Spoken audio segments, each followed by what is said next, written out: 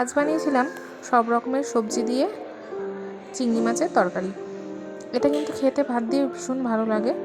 যারা সবজি খেতে পছন্দ করো না তারা এই চিংড়ি মাছ দিয়ে এই সবজির তরকারিটা খেয়ে দেখো, আশা করি তোমাদের ভালো লাগবে। আর এই সবজির তরকারিটা করতে আমি নিয়েছি সজনে ডাঁটা, আলু, কুমড়ো, মিষ্টি আলু, বেগুন, টমেটো, কাঁচা লঙ্কা, আর তার সাথে তো চিংড়ি মাছ লাগবেই। আর তোমাদের ঘরে যদি আরও অন্য কোনো সবজি থাকে, ঝিঙে বা কাঁচকলা, এগুলোও দিতে পারো। এবার দেখো, প্রথমে আমি কড়াইতে তেল দিয়ে দিলাম। কড়াইটা গরম হয়ে গেলে এর মধ্যে আমি চিংড়ি মাছটা দিয়ে দেবো। তো চিংড়ি মাছটা আগে ভেজে নিতে হবে, ভেজে তুলে রাখতে হবে। চিংড়ি মাছগুলো কিন্তু খুব বেশি ভাজবো না, কড়া করে হালকা ভাজা করব। আর এটা আবার কষানোর সময় চিংড়ি মাছগুলো দিয়ে দেবো, তাতেও চিংড়ি মাছটা অনেকটা সেদ্ধ হয়ে যাবে। আর চিংড়ি মাছ তো বেশি ভাজতে লাগে না, খুব তাড়াতাড়ি হয়ে যায় সিদ্ধ। আর দেখো, প্রায় মোটামুটি ভাজা হয়ে গেছে চিংড়ি মাছগুলো। এবার আমি এই চিংড়ি মাছগুলো একে একে তুলে নেব।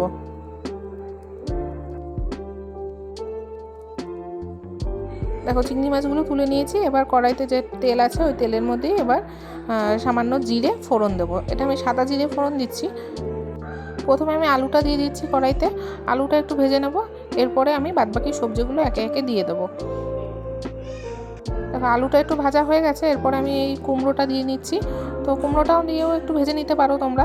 আর এরপরে বাদবাকি যে সবজিগুলো আছে, আর তোমরা চাইলে আরও অনেক সবজি অ্যাড করতে পারো। তো সেই সবজিগুলো দিয়ে ভালো করে ভেজে নেবে। ঢাকা দিয়ে দিয়ে একটু ভাজতে পারো, তাতে সবজিটা তাড়াতাড়ি সেদ্ধ হয়ে যাবে। আর এদিকে দেখো, আমি একটু টমেটো কেটে নিচ্ছি। টমেটো আর কাঁচা লঙ্কাটা একটু মিক্সিতে পেস্ট করে নেব। দেখো, এটা কিন্তু ভাজা প্রায় হয়ে গেছে আর সেদ্ধ অনেকটা হয়ে এসছে, দেখেই বোঝা যাচ্ছে।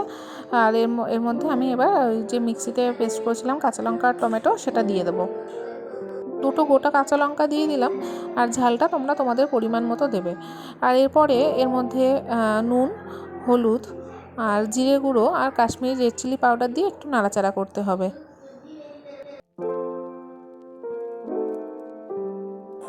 এরপরে আমি এর মধ্যে একটু জল দিয়ে দিলাম কষানোর জন্য। আর এর মধ্যে আমি চিংড়ি মাছগুলোও দিয়ে দেবো। এতে কী হবে, চিংড়ি মাছের মধ্যে মশলাগুলো ঢুকবে আর ঝোলের মধ্যেও চিংড়ি মাছের যে গন্ধটা সেটা ভালো করে মিশে যাবে। আর খেতেও কিন্তু ভীষণ দুর্দান্ত লাগে এটা, আর খেতেও টেস্ট হবে। তো তোমরা এইভাবে অবশ্যই একটু ট্রাই করো, আশা করি তোমাদের ভালো লাগবে।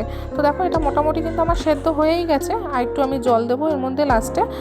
জল দিয়ে একটু ঢাকা দিয়ে একটুখানি ফুটে গেলে তারপরে আমি এটা নামিয়ে দেবো।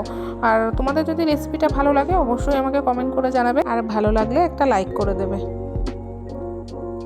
দেখো, এটা প্রায় কষানো হয়ে গেছে। এরপর এর মধ্যে আমি হাফ কাপ মতো জল দিয়ে দেবো। জল দিয়েও 10 মিনিট মতো ফোটাতে হবে। আর দেখো, এবার কিন্তু আমার রান্নাটা প্রায় রেডি হয়ে গেছে। দেখো কত সুন্দর দেখতেও হয়েছে। এটা কিন্তু খেতে ভীষণই টেস্ট হয়, আমি বারবার বলছি। আর দেখো, এটা কালারটাও কিন্তু দুর্দান্ত এসছে। তো তোমাদের ভিডিওটা কেমন লাগলো অবশ্যই কিন্তু কমেন্ট করে জানাতে ভুলবে না। রেসিপিটা যদি ভালো লাগে অবশ্যই সাবস্ক্রাইব করে তোমরা পাশে থেকো। সবাই ভালো থেকো, সুস্থ থেকো। দেখা হবে নতুন একটা ভিডিওতে।